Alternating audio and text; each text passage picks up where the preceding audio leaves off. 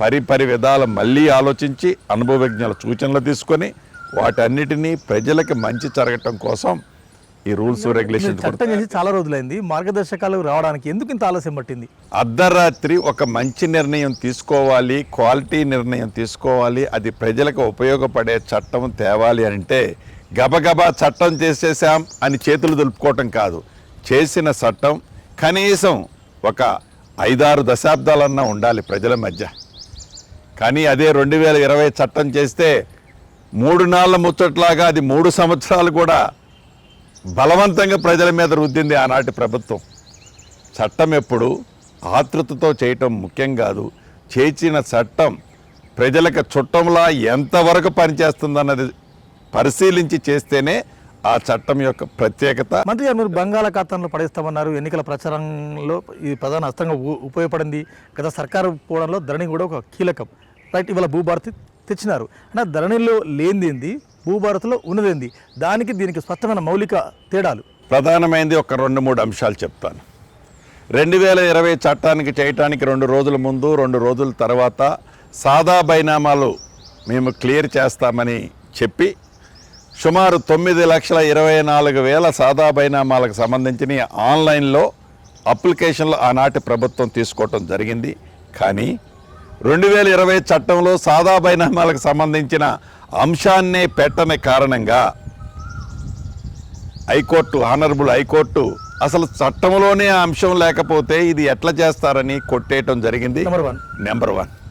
ఇక నెంబర్ 2 వచ్చి ఏదైతే వంశపారంపర్యంగా వచ్చే ఆస్తులు, ఒక కుటుంబంలో నలుగురు అన్నదమ్ములు ఉంటే, 2 విదేశాల్లో ఉంటే, 2 ఎక్కడుంటే, ఈ 2 కలిసి ఆ నలుగురికి సంబంధించిన ఆస్తుల్ని ఎవరికైనా అమ్మినప్పుడు ఈ 2 ఎవరైనా రిజిస్ట్రేషన్ చేస్తే ఆటోమేటిక్గా మొటేషన్ ఆ రోజే జరిగిపోతుంది. దానితో విదేశాల్లోనో ఇతర ప్రాంతాల్లో ఉండి తిరిగి వచ్చేసరికి వారికి తెలియకుండే వారి వంశపారంపర్యంగా వచ్చిన ఆస్తి కనపడకుండా పోతుంది. అటువంటి పరిస్థితి ఉండకుండా ముటేషన్ అనేది ఆ సక్సెషన్కి సంబంధించిన కుటుంబ సభ్యులు అందరూ ఆమోదంతోనే చేయాలన్నది కూడా ఈ చట్టంలో 2వది పెట్టడం జరిగింది. ఇలా 3వ అంశానికి సంబంధించి గతంలో భూములు రిజిస్ట్రేషన్ జరిగేటప్పుడు ఆ రిజిస్ట్రేషన్కి సంబంధించిన భూములకి ఆ మ్యాప్ ఉండేది కాదు. ఈ మ్యాప్ లేని కారణంగా, సరిహద్దులు లేని కారణంగా అనేక భూములు అనేక ఇబ్బందుల్లో ఇరుక్కుపోయిన మాట వాస్తవం. వీళ్ళు చెప్పులు అరిగిన దాకా కోర్టుల చుట్టూ తిరిగిన మాట వాస్తవం. అటువంటి పరిస్థితి ఉండొద్దని రాష్ట్ర వ్యాప్తంగా సుమారుగా 6,000 మంది ట్రైన్డ్ చేసి లైసెన్స్డ్ సర్వేర్ని ఈ ప్రభుత్వం నియమించి, అదే రకంగా ప్రభుత్వ పక్షాన కూడా 1000 మందికి తగ్గకుండా సర్వేర్ని ఇంక్రీజ్ చేసి శాశ్వత పరిష్కారం ఏదైతే రిజిస్ట్రేషన్ చేసేటప్పుడు కానీ ఎవరైనా స్వచ్ఛందంగా వారి భూమిని సర్వే చేయించి దాన్ని మ్యాప్ని అప్లోడ్ చేసే ఆథరైజ్డ్ అప్లోడ్ చేసే కార్యక్రమాన్ని కూడా ఈ చట్టంలో చేర్చడం జరిగింది.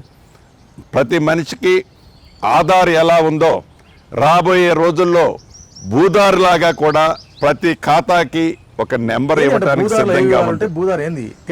ఈ భూదారికి సంబంధించిన దాంట్లో వారికి సంబంధించిన ఆధార్కి ఒక మనిషికి ఐడెంటిటీ ఎట్లుంటుందో రైతుకి వారి ఖాతాకు సంబంధించిన భూమిని కూడా భూదారులాగా, ఆధార్ అంటే మీ నెంబర్ కొడితే మీ డీటెయిల్స్ అన్నీ వస్తాయి. ఈ భూదారులో కూడా మీ నెంబర్ కొడితే వారికి ఉన్న భూముల వివరాలన్నీ వస్తాయి.